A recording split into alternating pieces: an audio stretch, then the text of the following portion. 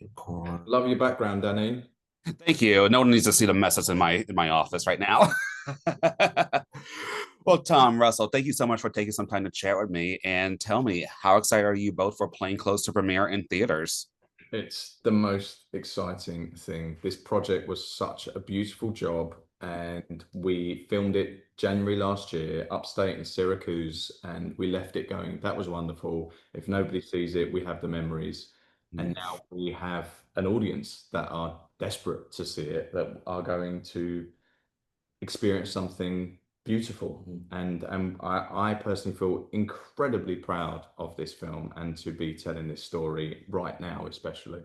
Yeah, definitely. Hard for me to say any better than that, but I think. But you'll try. But I'll try anyway. Yeah. Take a breath. Yeah. My turn. Yeah.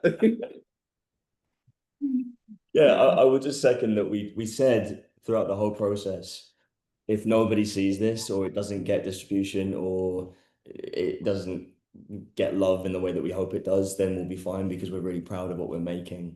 And then when we saw it for the first time, I think we both went, "Oh, it's really good. It's really interesting." And Coleman's doing something that filmmakers aren't doing anymore. He's being bold. He's being brave. Experimenting. He's experimenting. He's playing, and so to see a film like this that is bold, experimental, original, and actually saying something that we hope will touch people and change people's lives, I think is we're very lucky that it actually is getting a lot of love out there. Yeah, definitely, for sure. Well, Tom, what drew you to Lucas, a young police officer caught between duty and desire?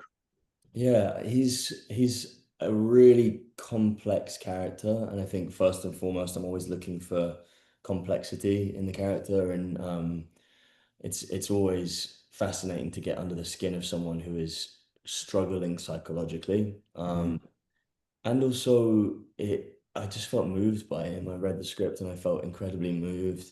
I could tell that Carmen had put a lot of his own experience and his own fears and hopes into the character. And I thought, wow, what an amazing experience to play a character with this much depth and be directed by a director who has poured his heart and soul into the character. Like Carmen isn't a cop, but his brother is. And a lot of Carmen's coming out experience is mirrored by Lucas's coming out experience. And so he's put him and his brother and his friends and his family into this character. And it all adds up to him just being incredibly complex and fascinating. And yeah, I just wanted to delve into that life. Yeah, definitely, definitely. And Russell, with Andrew, he is such a layered character. What did you find most compelling about stepping into his world? I found his highly functioning shame and existing in the world with so many complexities beneath the surface, but yet he's like a swan. He glides, but underneath he's flapping his fins, panicked, trying to get through the weeds and the reeds, but nobody's seeing that. On the top surface, he's got composure and he's contained himself. And to play a character like that doesn't give anything away, but through meeting Lucas, he actually reveals everything unbeknownst to him, and Lucas sees him, and he's probably never been seen like that in his whole life. Yeah, that is terrifying for him, but also wonderful that he just won't ever allow himself happiness. Yeah, definitely. An authentic life. Yeah, the connection between Lucas and Andrew is electric yet fraught. How did you both work together to build that chemistry on screen? It wasn't work, we call our job work. Of course, we're going to work. We're going to like set every day, and you're doing long hours. But it didn't feel like an effort from the instant we met. We both connected and went, I want this, you want this. I believe in this story. I believe in these characters. Are we going to go there? Have you got me? I've got you. Let's go. It just felt safe and exciting and free.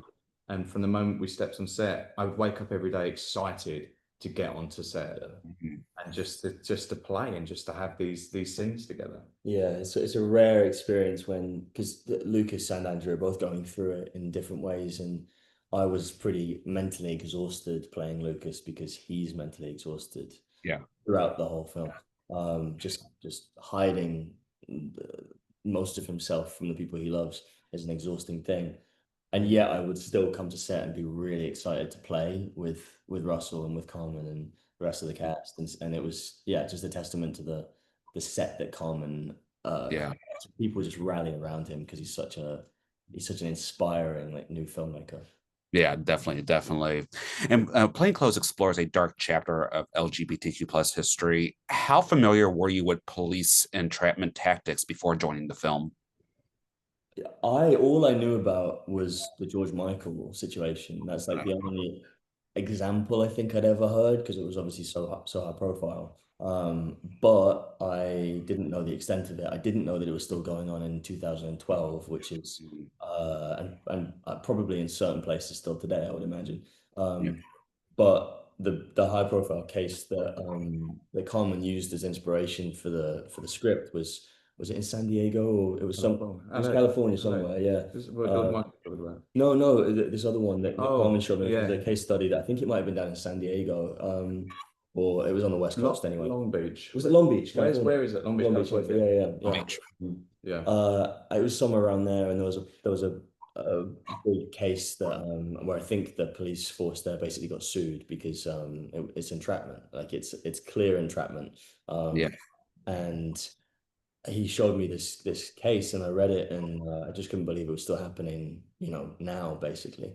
And so, but I love that he'd said it in the 1990s because it takes out the need for cell phones and computers, and so it's like it lives on the raw emotion of it. We're using pagers and old Windows computers in the police office, and it's more about being present in that moment, and also the device of the camcorder footage is mirrored. Like the police officers are using the camcorder footage, which is true. And there's a scene where we're watching old like 1960s camcorder footage, which is real footage. So the footage you see on the screen is actually real footage. So this is a practice that's been going on for decades. And I was so blown away by the fact that it had been so prevalent for so long and still today. And I'm a child of the 90s. I was born in the 90s, so I just, in a different way to probably how it felt relevant for you, I was kind of going, man, I was raised thinking like this was old practice. This was kind of long gone, and it's not. It's a long-winded way of saying, No, I agree. I mean, I'm a child of the 90s as well, so you wouldn't think that was still going on during that time, but yeah, it totally is. And what do you kind of feel a responsibility as actors in telling a story that still resonates with queer audiences today? Of course, it's more important than ever to tell queer stories and to show and prove existence of queer people in the current climate, especially. I think as actors, you feel a responsibility to every part you play. You want to give your heart and soul to it and commit and be honest and vulnerable. And I think this film especially, we wanted to commit. I felt responsibility to Carmen. I felt responsibility to you, but I felt responsibility to that character and to make sure that people really believed him and what he was going through. Because if you don't, as an audience, like these guys or want them to be together or care about them, then it all falls apart. And I think what we have with this script, luckily, is that the audiences are connecting to us and want Andrew and Lucas or Gus to just be together. Because why not? Why can't you? In reality, you're like, you two are great together. Why can't you do that? But life is not easy like that. Life is really complicated. Yes, definitely. Well, last question. What do you both ultimately hope audiences take away the most from Lucas and Andrew's story? Oh, I mean, it's the simple answer is I hope people feel seen in one or both of them. I hope people see them and feel like they're not alone, feel like they can be brave because they're not alone. And I honestly, this kind of echoes your last question too, but I think at a time when we're seeing certain governments and a lot of high profile politicians and high profile podcasters and hosts of certain shows not supporting people and actually doing the opposite, doing a lot of damage to people's freedoms. and people's expression of love and sexuality, I hope that at least we can, as artists, be the counterbalance. I think that's when our jobs matter the most, is when the systems that are in place to support you as a person, as a human being, aren't doing their job and in fact doing the opposite. Hopefully art can make you feel like, despite that, you're not alone. Definitely. Russell, would like to add to that? Yeah, I just think art proves existence more than anything else. You look at what gets left behind at the end of the day, art. That's how we know who we are since millennia. You know, we look at the drawings on caves, we look at the Egyptian sarcophaguses, we look at paintings in museums of kings and queens, we know who they are.